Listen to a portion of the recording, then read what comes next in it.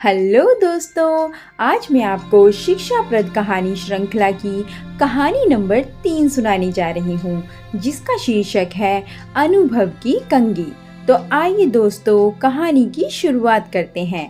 पर कहानी सुनने के पहले कृपया वीडियो को लाइक, शेयर और चैनल को सब्सक्राइब करना ना भूलें।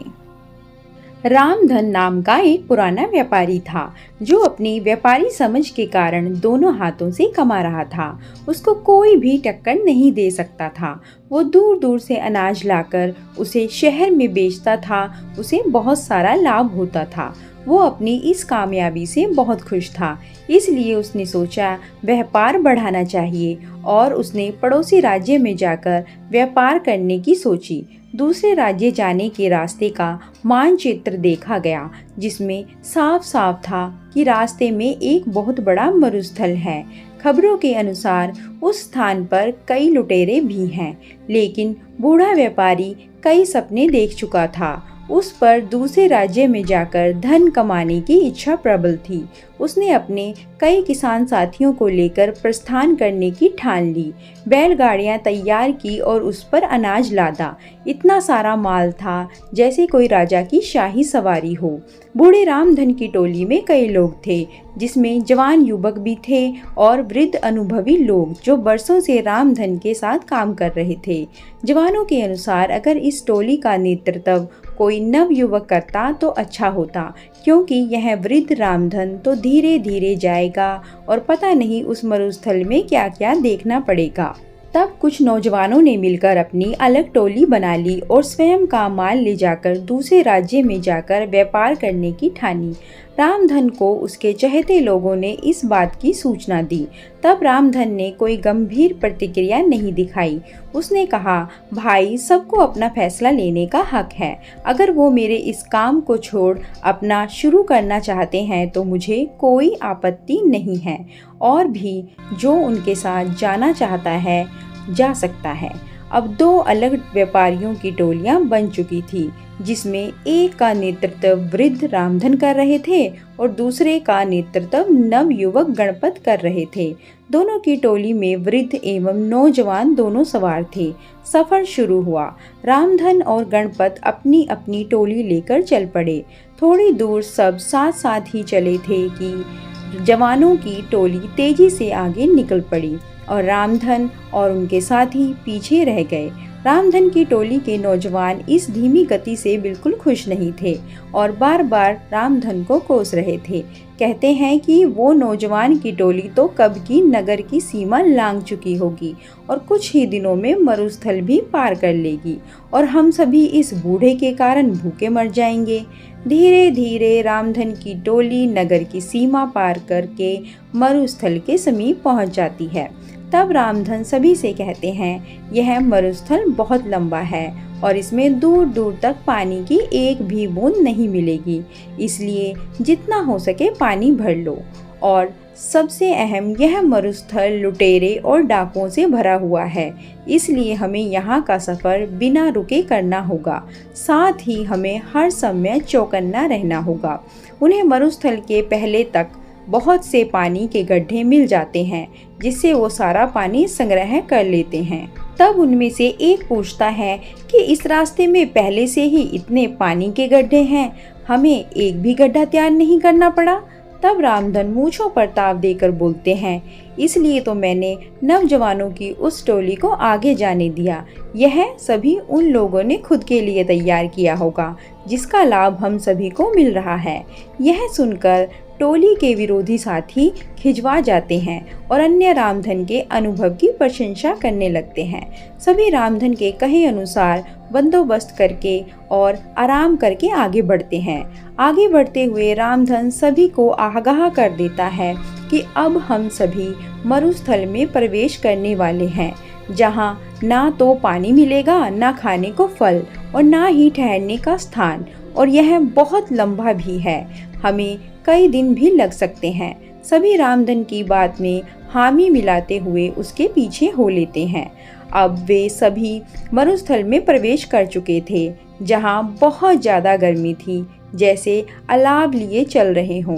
आगे चलते चलते उन्हें सामने से कुछ लोग आते दिखाई देते हैं।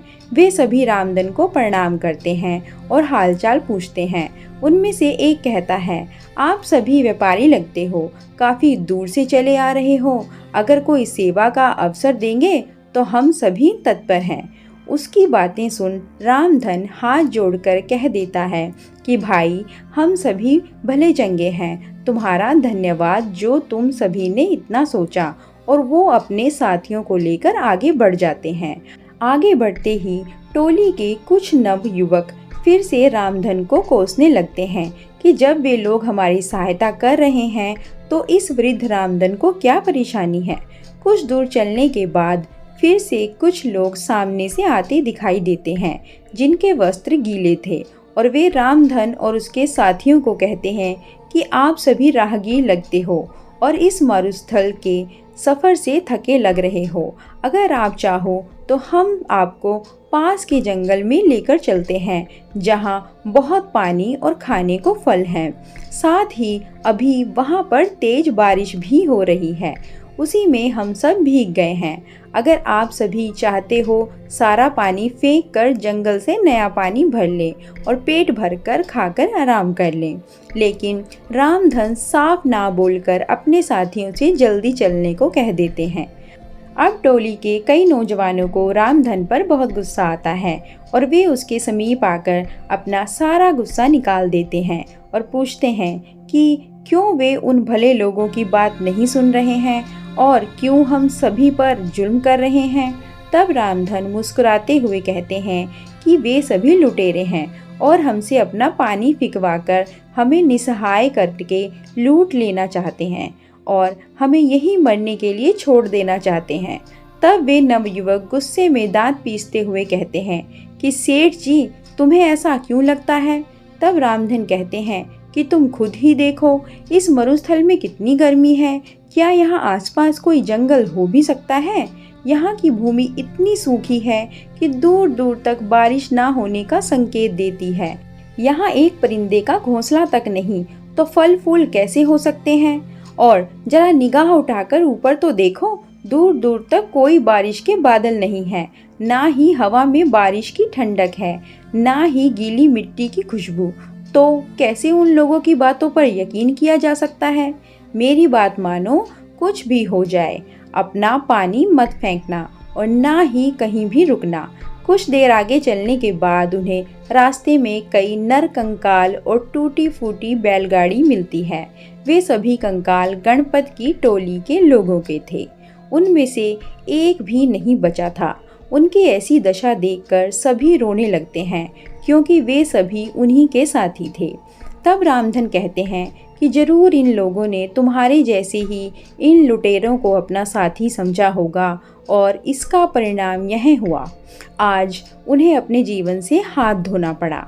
रामधन सभी को सांत्वना बधाते हुए कहते हैं, हम सभी को भी यहाँ से जल्दी निकलना होगा, क्योंकि वे सभी लुटेरे अभी भी हमारे पीछे हैं। प्रार्थना करो कि हम सब सही सलामत यहाँ से निकल जाएं। शिक्षा कहते हैं, अनुभव की कंघी काम आती है। जब सर पर कोई बाल नहीं बचता, अर्थात अनुभव उम्र बीतने और जीवन जीने के बाद ही मिलता है। अनुभव कभी भी पूर्वजों की जागीर में नहीं मिलता।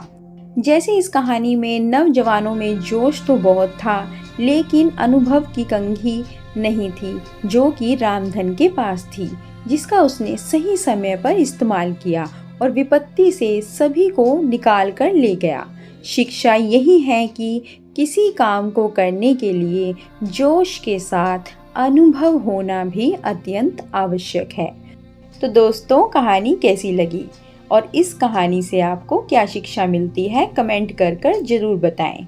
और कहानी अच्छी लगी हो तो कृपया वीडियो को लाइक, शेयर और चैनल को सब्सक्राइब करना ना भूलें।